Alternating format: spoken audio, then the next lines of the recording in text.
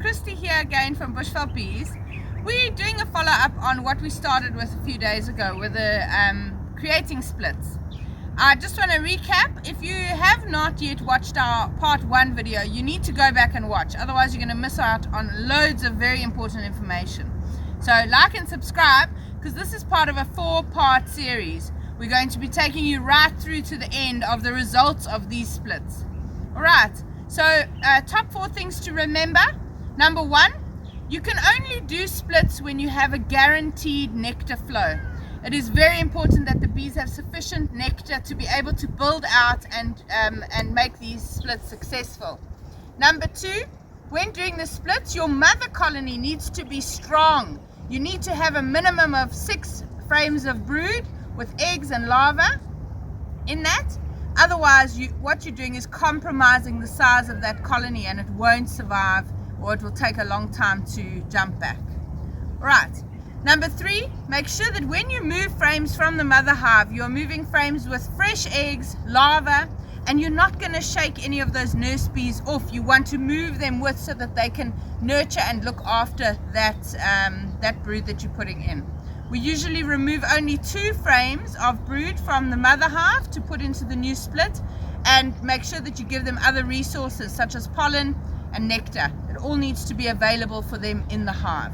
Alright, so the next step after we've moved the frames across and what have you is to move the mother colony. Right, so if this is the position of the mother colony, what we're going to do is in fact move this completely away.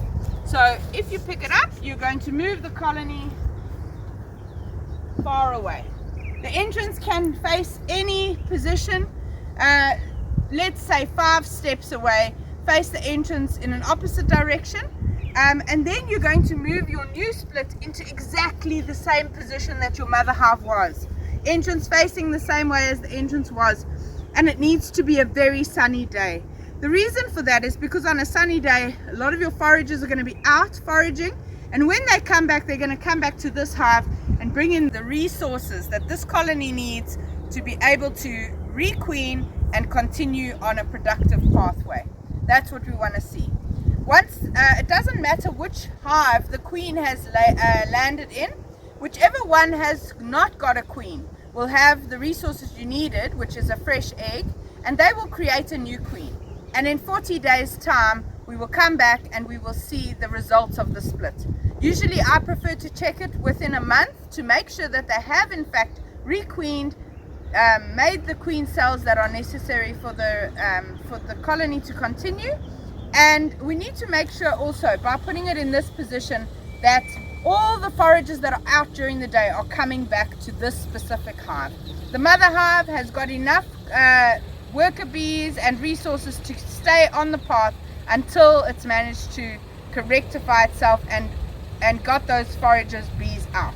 Remember guys, this is part of a 4-part series. We're going to be following these splits and seeing how successful they are, but you can only find those out if you click that little bell button so that you're notified as soon as the next video is out. We'll be tuning in about a week's time to see how these colonies have been going on, and you'll get all the information you need. If you have any questions, please comment on this video and we can help you to make sure that your splits are the most successful possible. Right guys, subscribe now, don't miss out. See you soon.